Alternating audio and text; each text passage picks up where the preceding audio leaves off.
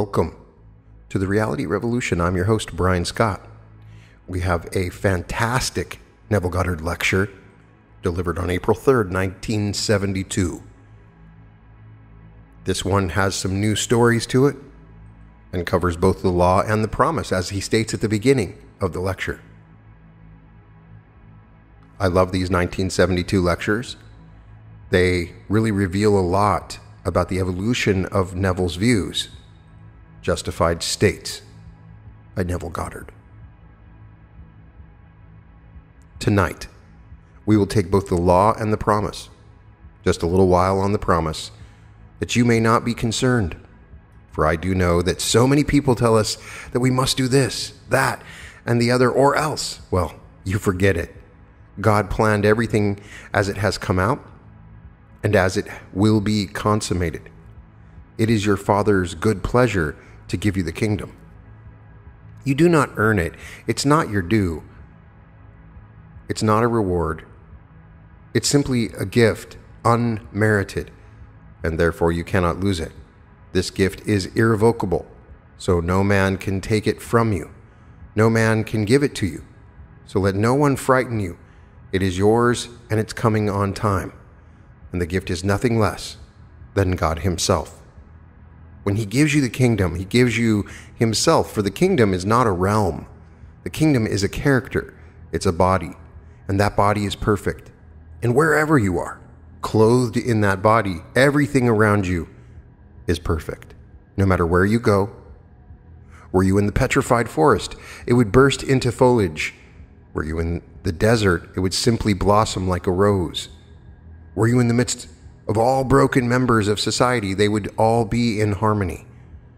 If you came into a world where they were blind, lame, halt, withered instantly, as you glide by, eyes that were missing would come out of the nowhere and fill the empty sockets. Arms that are missing, feet missing, everything will be made perfect because you are present. That is God's gift, which is the gift of himself, which is his body. One day you'll be clothed with that body. So set your hope fully upon the grace that is coming to you at the revelation of Jesus Christ within you. That is the unfolding within you of God and his Son. And this is the hope that makes it wisdom to endure the burden of this long, dark night of time. Whereas Paul said, I consider the sufferings of this present time not worth comparing with the glory that is to be revealed in us. We are told we are justified by his grace. Well, justification in Scripture is divine acquittal. You are completely acquitted no matter what you have done. You are acquitted. So when we are told, those whom he foreknew, he also predestined to be conformed to the image of his Son, and those whom he predestined, he also called, and those whom he called, he also justified, and those whom he justified, he also glorified. So justification is simply divine acquittal, and glorification is the gift of God himself to you, so that man then matures when he becomes his own father. So we say, it is the Father's good pleasure to give us the kingdom. In giving us the kingdom, he gives us himself. In giving us himself, man becomes his own father. So let no one worry you. Let no one in any way suggest that you've got to do something to earn it. You cannot earn the kingdom. You cannot earn this gift.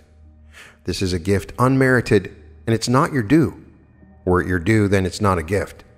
It's not given as a reward. You are made fit for the kingdom, and your fitness for the kingdom is the consequence, not the condition, of his gift. The minute he gives you himself, you are fitted for the kingdom, and you wear the body of God, and everything in your presence, while you wear it, is made perfect. But having given us the promise comes first in Scripture. Then we are told he gave us the law to cushion us while we, as pilgrims, walk through the furnaces. And so, we have a law. Man is not aware of the law. Even the wisest of men, they are not aware of it. I'll go back now to 1949. I was in Milwaukee, and I gave a series of lectures on the Bible. And this couple, he was a physicist, the head physicist of Alice Chalmers. They're a huge, big manufacturing firm making these turbines, sometimes bigger than this interior, and he was the head of the chemical department, where they would send waters from all over the world who bought the turbine. And he would analyze the water to discover the problem that they faced, because the water, as it came through the stream, gathered the chemicals, and the chemicals deposited itself within the turbine. And so they would send him samples of the water, and then he would analyze the water and then send them the solution to their problem. Well, being a trained chemist and the head of the department, he didn't take issue with me, but he said, "Neville, I can't quite go along with you because as a chemist, it's in conflict with my training. You tell me that I can go forward in time, that you can move backward in time, that all things are, and everything is now at this very moment. And yet, you are telling me that you can make things change, and it is in conflict with my training. We have a law known," said he, "and we call it entropy. And entropy means that the past is fixed and unalterable. You cannot change it. If that could be changed, it throws everything out of kilter in my lab. I must know the past is unalterable, like braiding a lady's hair, and the braided part, that's fixed. The rest is the future not yet braided. We are waiting to see how it will develop from the braided part, because it is completely fixed and unalterable. And you tell me it is not? That the whole vast world exists now, past, present, and future, and that you can go into these sections of time in a world that is finished? Well, I can't go along with that." "That's perfectly all right. I'm not a chemist. I'm not a scientist, so I cannot argue the point with you. I only know my visions, and I teach vision as I've actually experienced it. And I can go into these spots. I have gone into these places, and the past has not passed away. And it's fixed, as you say, but I'm quite sure one could go back and revise that past and change it. And I can go forward into the future that I do know and set it up to walk across a bridge of incidents when I come to that point in time where I have entered. It takes on the color, the tone, and the reality that I assumed it to be when I entered that state. Can't be done." But he was a very honest man, as most of these fellows are. They're trained to be honest. How else could they achieve what they do achieve in science unless they are perfectly honest with themselves? Well, in the month of November, I received a letter from him, and he sent me the science newsletter dated October the 15th, and it was all about the positron, and the one who wrote it was Professor Richard Feynman. He was then a professor of physics at Cornell University. 20 years later, only last year, they granted him the Nobel Prize in Physics for that paper. It took them 20 years to recognize what he said as the theory back in 1949. And if I can quote it, this is it. "The positron is a wrong-way electron. It's a wrong way in every sense of the word. It moves backward in time. It moves from where it hasn't been and speeds to where it was an instant ago. Arriving there, it is bumped so hard its time sense is reversed, and it moves back to where it hasn't been." Now, that is not Neville speaking. That is Professor Feynman. For that, he got the Nobel Prize last year. He said, it's not only backward in that sense, but even its charge is backward. It's a positron. It's positive and not negative, and yet it is an electron. When they first observed it, or rather had it as theory, they did not want to admit it, but it fitted in with Einstein's theory mathematically, so they had to in some way accept it, but no one had ever photographed it. Then came someone who photographed it in their studies of the cosmic rays, and here it was, the actual positron. It seemed as though two were developed at a certain point, and it wasn't, said he. That one coming back, which was the positron, should, if it is bounced, it should be deflected and continue on its course, but deflected course, on the other hand, if it's bounced so hard it's not deflected, it's reversed, and moves forward in a normal manner to where it hasn't been. Well, I told him that I wasn't sitting at home, and I would go into a section of time, even this year, for instance. This is now only April. I put myself in Christmas. I would feel the stores are all dressed for Christmas. I would hear the music of Christmas, all the carols. I'd walk through Saks Fifth Avenue in New York City, go into the Best, go into the other, and I would feel all that. I would feel it if it were true that it's Christmas, that it's the month of Christmas.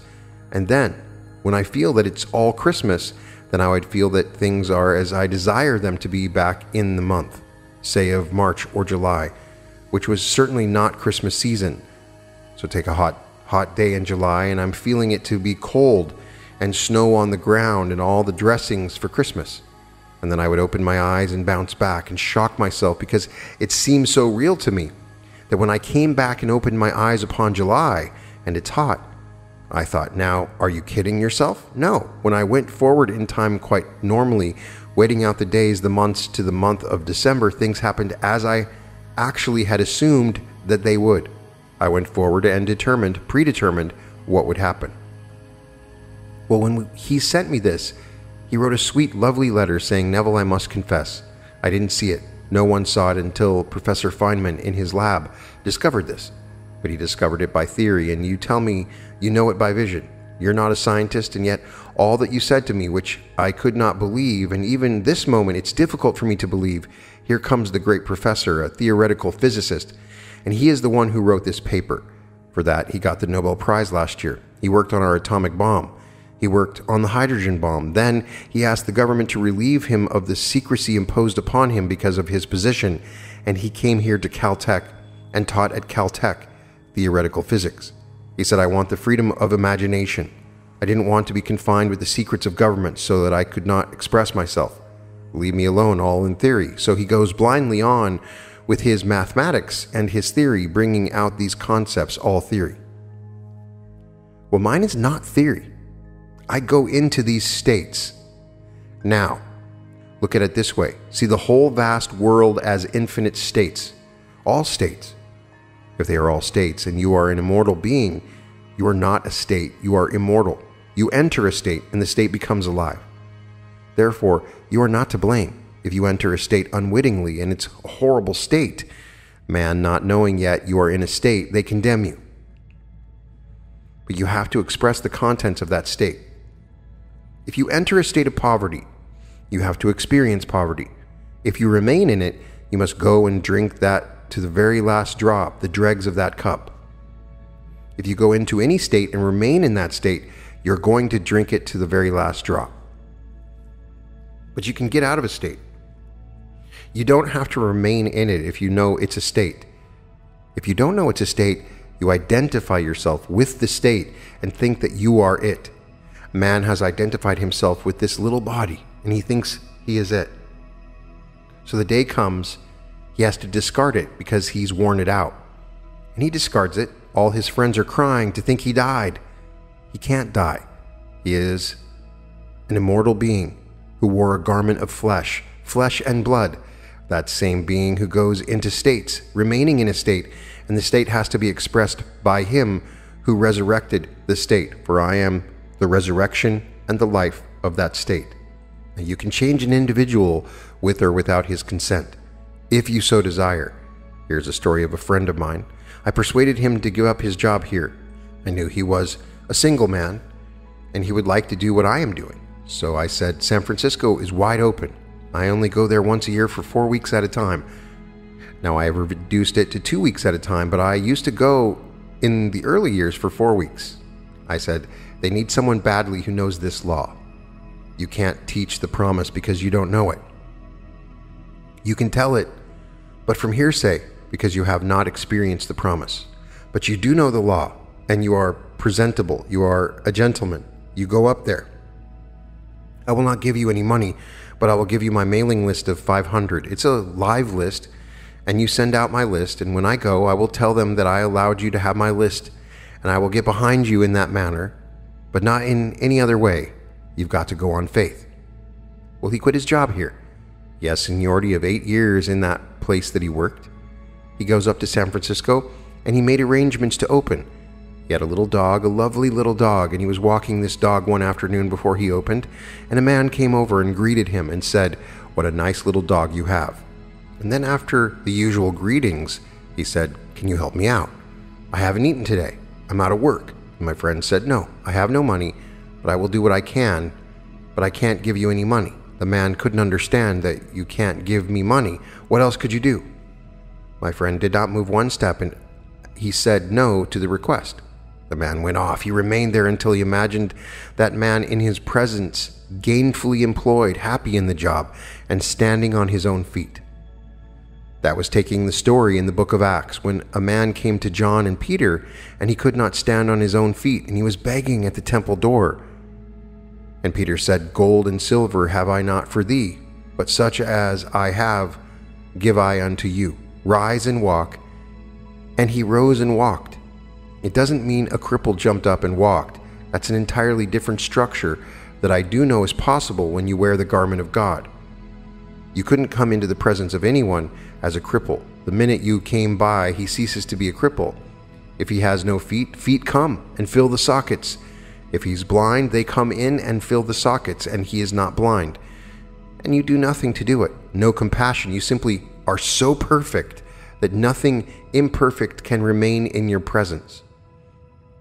But in this case, on this level, no one is going to actually jump up from the crippled state and start walking. But he takes a man who is crippled, who is standing on other people's feet by begging from them. Well, a month later, he was walking his dog and he saw this man and crossed the street. The man crossed the street and came over to him. He said, "I don't suppose you remember me." He said, "Oh, yes, I do. I remember you just about a month ago that you asked for me for money." And he said, "Yes, and I want to thank you for not giving it to me," and extended his hand to my friend. He said, "Had you given me the money, I today would be asking you for money. Because you did not give me, I was so embarrassed and so annoyed with myself that I put myself in that position. I went out the very next day and I got a job, a good job. It pays well, and it has a promise of growth, and I am very happy in the job. So again, let me thank you for not giving me the money." He put the man on his own feet by representing him to himself as one gainfully employed. That's what I'm talking about when I tell you they are all states. He took him out of one state and put him in another state. The man who is in the new state is the same man. You are an immortal being. You are changing only when you fall into a state. And others who knew you well in one state think, "What has happened to him?" You either go up or you go down if they see a radical change, and they wonder, what has happened to him? He is affluent, he is this, he is that, or what has happened to him? He used to be, and look at him now. And not a thing changed with the immortal being who occupies the state other than the state. He changed the state. Man, not knowing that he condemns the state when it's not the being you're looking at the state. So God forgives everyone. He justifies everyone because he knows they're only in states, and the Lord created all these states. These are the states. Well, that is what Blake meant when he said, "I do not consider either the just or the wicked to be in a supreme state, but to be every one of them states of the sleep which the soul may fall into in its deadly dreams of good and evil, when it left paradise following the serpent." Following the serpent. When man left that heavenly state of innocence and came into a world of experience, of educative darkness, and experienced generation, for here we are generating, multiplying in these garments to clothe the innocent one who has come down. So the whole drama is from innocence through experience to an awakened imagination. When the imagination completely awakes, that is the divine body, Jesus. That is God. And it takes all of this journey. We are the pilgrims moving through states. So I tell you, master the art of moving from one state to another. You are not the state. You never have been, and you never will be. The state, if you're going to condemn the state. But why condemn anything? Moving out of a state into another state. Move yourself out of one state into another state. So others say it can't be done. Leave them alone. They'll say it can't be done. You go about your Father's business, moving from state to state as you desire it. Now, it all starts with a hunger. It starts with a real desire on your part. And all these infinite states are simply to satisfy the hunger of men. So you want to be good, as you understand good to be. You want to be wealthy, as you understand it. You want to be famous, as you understand it. All these are states. Go into the state before you are qualified. Go into the state and stay there. The state has all the things necessary to externalize itself, but you are the occupant of power. You have to go into the state and dwell there. Now, as I go into it, let me remain in it If I come back like the positron, I'm simply going to be turned around. I'm not going to be deflected and continue my journey in the same direction, only deflected. I'm going to be so shocked, and everyone is shocked. When I go into a state and it seems like this seems so real, when I open my eyes, well, here I am, back here. But that shock turns me around from my return to that motion forward now as an electron. I'm not a positron anymore. I was a positron when I actually started back in time, and when I reach this body, and the body is jolted, when I open my eyes, then what I did there, I'm moving across a bridge of incidents, now, some series of events that leads me up to the fulfillment in what the world calls reality. But it was real when I occupied it in my imagination. That's when it was real. We exist in these bodies, we live in our imaginations. For our imaginations, these are the only realities. Imagination is God.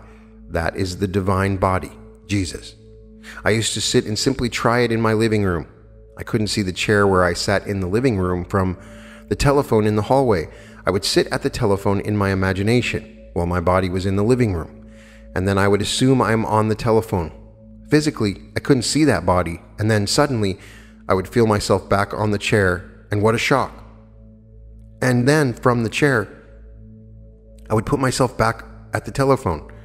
I would stand on the outside of the house and see it like this building, see it from the street rather than from here, and assume while I'm standing here that I am looking at the building from the outside, and suddenly you are on the outside and you're looking at it from the outside. Do it in your own home, do it with anything in your room, and what gets you sort of in a state of moving, you become mobile as it were, and it's easy then to occupy any state. And they're only states. So when someone thinks themselves so important, it's only a state, but that's all right. That state in itself is important to them, and anyone occupying that state must do exactly what they do. If I were in the state of Hitler, I would do the same thing Hitler did because it's a state. And if I fall into it knowingly or unknowingly, I've got to play that part. So he does not consider the just or the wicked to be in a supreme state, but to be in every one of them states of the sleep which the soul falls into when it leaves paradise following the serpent of generation. So here, you can be what you want to be if you know that all these are only states, and in the end, you are justified. You're completely exonerated. You are acquitted, divinely acquitted. So let no one frighten you as to what you must do to earn the kingdom. You do not earn the kingdom. It's your Father's good pleasure to give it to you, and it's a gift that is not your due. It's not a reward for any good things you did. If you're in a state and you think that the good things you are doing, it's only the state. You moved into it, and I personally find it easier living in my world to be in a good state. I find it easier to be kind than to be unkind. If I'm ever unkind, it hurts me more than anyone who receives my dart, as it were. An unkind remark hurts me more than the one who received it from me. So I find it easier to be in that sort of state. But eventually you will completely awake with the gift, and the gift is God Himself. There's nothing but God in this world, but nothing but God. Someone called me up and asked me about devils, that she went down to the Christian Science practitioner who now feels she is hounded with devils. Well, they teach about devils, how the devil does this, the devil does that. But that's getting away from the first and great commandment, which is the great commandment. The Shema, the confession of faith in the Hebraic world. Hear, O God, the Lord our God, the Lord is one. The minute you get away from that, you have a devil. There's another God, another creator, another something. And if you have two, you're going to have four. You're going to have 8, 16, 32, and so on. Always come back to the fundamental state. There is only God, and God is your own wonderful human imagination. When you say, I am, that is God. There is no other, and never will be another God. He is going to unfold Himself within you and completely awaken, and when He awakens, you are God. And then you'll be clothed in that heavenly garment, and I'm telling you, it's a heavenly garment. I can't describe it other than to tell you that when you're in it, You're not standing on the earth. You are lifted off, as it were, and I can only describe it as air and fire. And when you glide by, and the sea of humanity imperfect, you do not raise one little finger to change them. No compassion, because they cannot remain that way when you go by. And as you glide by, everyone is made perfect. Everyone. Not one is left out. Doesn't matter what he did to lose his eyes, what he did to lose his arm, to lose his legs, to lose his tongue. It doesn't matter what he did. In your presence, he cannot remain imperfect, and everyone is made perfect. That is the kingdom. So it is your Father's good pleasure to give you the gift of the kingdom. So set your hope fully upon this gift, and then you can endure the temporary ills of the world, because we are moving through these things, and not every moment of time are we alert to these states. And we can fall into it by reading the newspaper, fall into it by hearing a news bulletin, fall into it by a little conversation with a friend, and there we slip innocently into a state. But the state isn't concerned. You animated it. You made it alive when you entered it, because you are the only resurrecting power in the world. You are the resurrecting, living power of the world, and that power is your own wonderful human imagination. So everyone here, put your mind at peace, and don't think for one moment by being good, as the world calls good, by attending certain services, doing certain things, and observing certain things, that there's something on the outside watching you and marking up some little thing in your favor. No, you're simply waiting for that appointed moment when he unveils himself. So you set your hope fully on the grace that is coming to you at the revelation of Jesus Christ within you, which is the Lord and his Son. That is Jesus Christ, the Lord and his Christ. And Christ is the Son of God. And no one can say Jesus is Lord except by the Holy Spirit. And the Holy Spirit is the remembrance. Well, he doesn't really bring about the remembrance until the Son appears. And when the Son appears, memory returns, and you know who the Lord is, because you know who his Son is. And you wear this little garment until for a few more years you take it off, and you are not in this world at all. You are in an entirely different world where everything is perfect because you are perfect. And when you want to make yourself seen by another, you make that choice. They do not come in search of you and see you. I will give you one little story, and she doesn't come here anymore, and she may not be in the city, but she told me one night, quite innocently, she said, I found myself asleep. I was very, very conscious, and I said to these people around me, "Do you know of Neville?" And they said, "Yes." And she said, "Who is he?" And with that, she said, I was whirled as though I was some meteor flying through space, thrown out, as it were, and woke scared to death. You do not see one who has been born from above until he chooses to show himself. He must manifest himself to you. You do not go looking for him, because unless you are born from above, you cannot enter the kingdom, even though it is his good pleasure to give you the kingdom. It will come after your birth from above. Prior to that birth, he cannot give you the kingdom, and one to whom he's already given the kingdom is not in the world. Though for a little while he is in the world telling the story, telling it from experience and not from theory. So I'm telling you exactly what has happened to me. I share it with you, and it's going to happen to you, every one of you. So let no one in any way try to convince you that you must be a little better than what you are if you would get the kingdom. The kingdom is your gift. And listen to the words from the 11th chapter of Romans. It is irrevocable. The gift and the call of God are irrevocable. You cannot revoke it, and no one can revoke it. And your inheritance is not only God. We are told in the 4th chapter of Romans, you inherit the world. The world is yours, and all within it. You don't inherit some little portion of the world. You inherit God, and God owns the world, and the world is your inheritance. So in the 16th Psalm, David is made to say, the portion of my inheritance is the Lord. That's his portion. He inherits the Lord. The Son inherits the Father. And so, a man matures when he becomes his own father. This is the great mystery of Scripture. And you will inherit the Father, for it is his will, and no one can break his will. It's your Father's good pleasure to give you. So when you hear people bragging about how this one is better than the other one, forget it. They're judging states. So that man is richer because he's in a state that is richer than the one that is poor. But the occupant of the rich state does not differ from the occupant of the poor state. And the occupant of the state tonight that is in jail does not differ from the judge who sentenced him. One is not better than the other in the eyes of God. In the eyes of God, all are acquitted. That's justification. We are justified by His grace. We are told all are justified by His grace. And grace is an unearned, unmerited gift of God. And that grace is God's last, His final gift, which is love in action.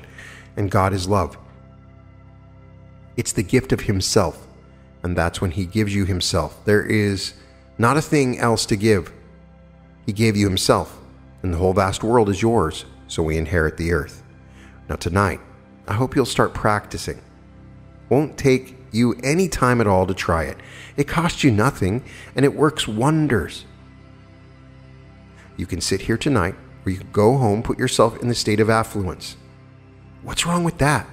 Well, back in the 20s, in the 1930s, we had a deep financial depression starting in 1929. And do you know that you could go to Tiffany and buy, say, 8 glasses, beautiful glasses for a wedding present? Cost you what? Not more than 75 cents. A beautiful glass in a Tiffany box. The whole thing was in a Tiffany box, beautifully done. You'd go into Macy's or Gimbel's and you'd buy something not comparable for $1, $1.25, but the majority would not be seen in Tiffany. That was style. That was something beyond them. They wouldn't even walk in. They felt embarrassed to walk in.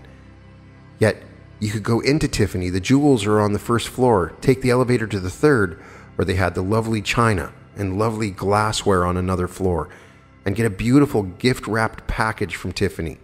You didn't have to send 2 dozen, 8. That's enough. 8 beautiful glasses, and people would not go in. They were embarrassed to be seen in Tiffany. I'm quite sure the same thing is true with their branch here. And you could go to Tiffany and buy a lovely thing for very little, really, but people are trained. That means something that's classy, and that, and the other. And if you're in one state, you can't argue them out of it. You got to get out of that state to be able to enter into a state. And if you tell them, you know, at one time in your life, a $12 suit, that's all you could afford, and all you thought you could ever afford, to get out of that state and pick something differently, and then you pay $250 for a suit easier than you could get $12 for the other suit. I know it happened in my own case. When I began to buy a suit for $250, it was easier for me to pay $250 than when I had to get out $12 for a suit that if it rained, I had to start running or I couldn't get out of it.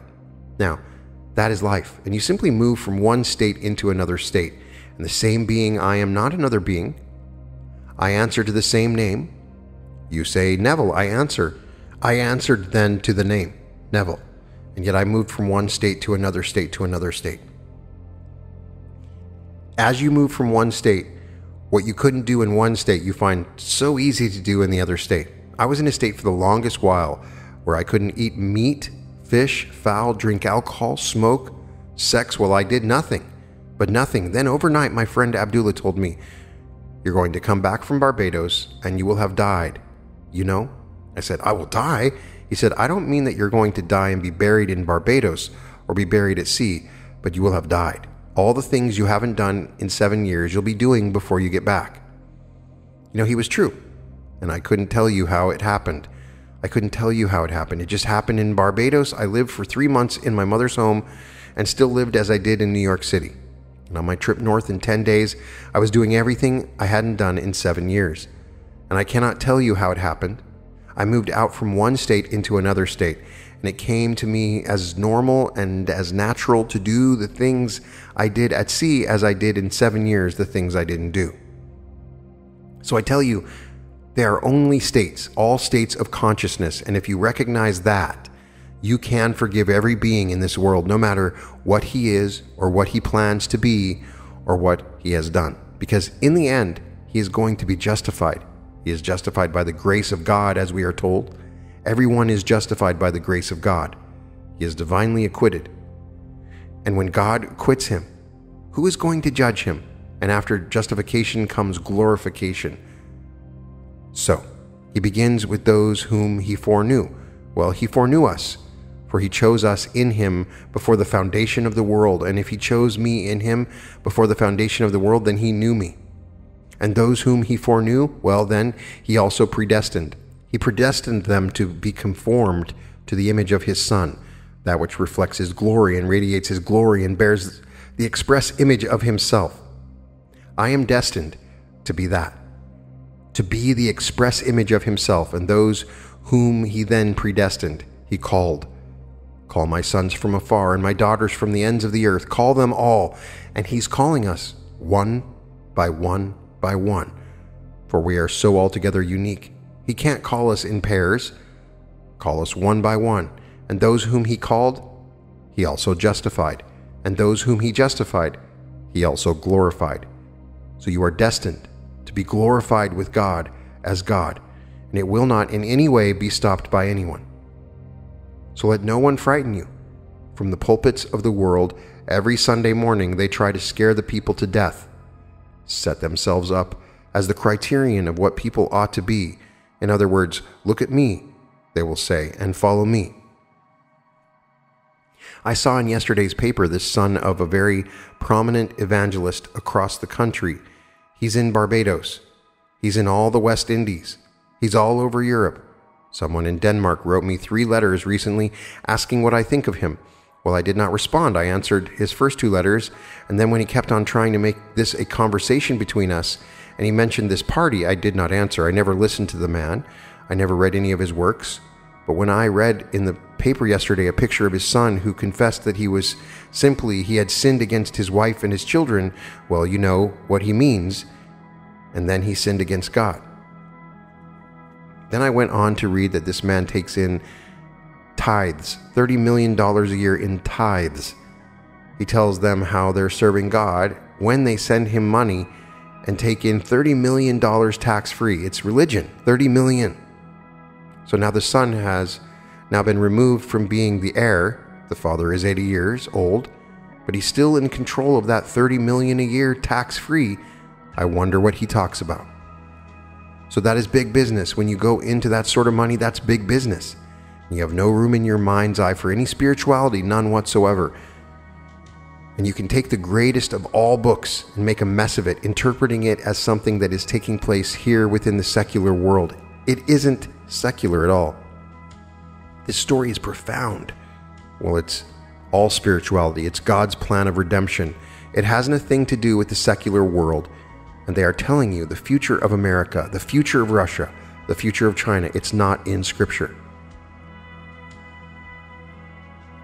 At the end of these lectures, Neville would give 2 minutes of silence, as we will do now, followed by a discussion of this lecture. Now, let us go into the silence.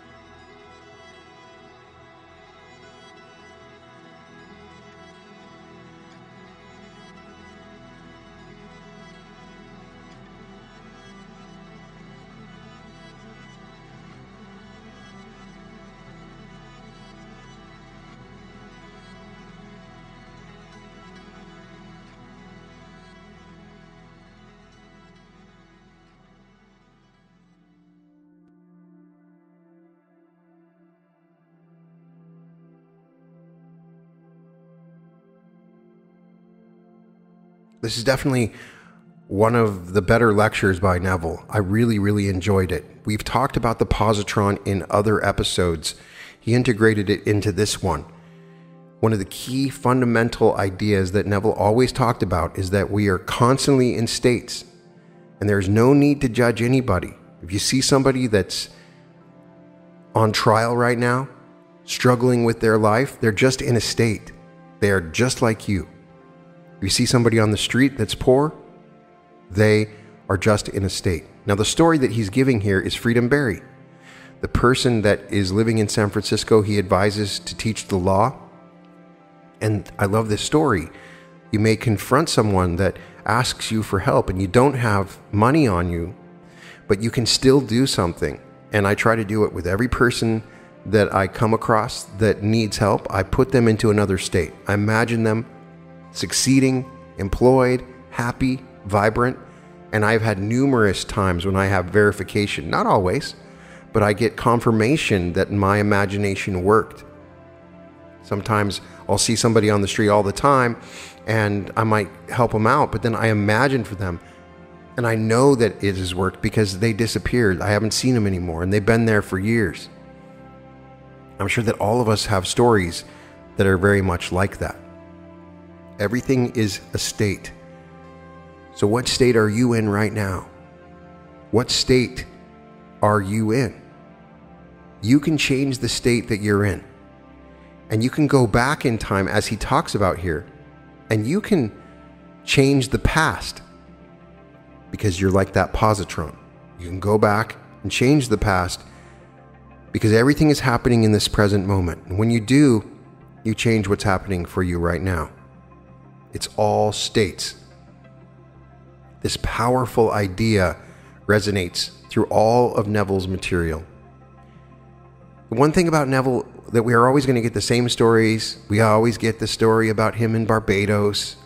But there's always a little bit of different flavor to it. And if you've heard hundreds of lectures from Neville, you might have said, well, I've already heard something like this. Has he really taught us anything new? I always get a little bit something different. But more importantly, it's the reiteration of it, the repetition of it, the reminder that you are in a state and you can change that state. And you can be as good as you want, according to Neville. And you're never going to get the ultimate redemption that he's talking about from the promise. That is given to all of us, each and every one of us, by grace, not because you earned it or because you were good at what you did or you did something to earn it. So I'm imagining everyone that is listening to this episode is in a state of joy, affluence, happiness, and I'm putting you in that state now. All you have to do is accept it. If it's something that you would want, then it will happen in your life. Try to do this for others. It feels good. It feels good to put people in better states when they are walking in what Neville calls a state of sleep, which we all are, in this furnace of existence. We're walking in these states, not knowing that we have control over the world that we're in. You can find all episodes of The Reality Revolution at therealityrevolution.com, and welcome to The Reality Revolution.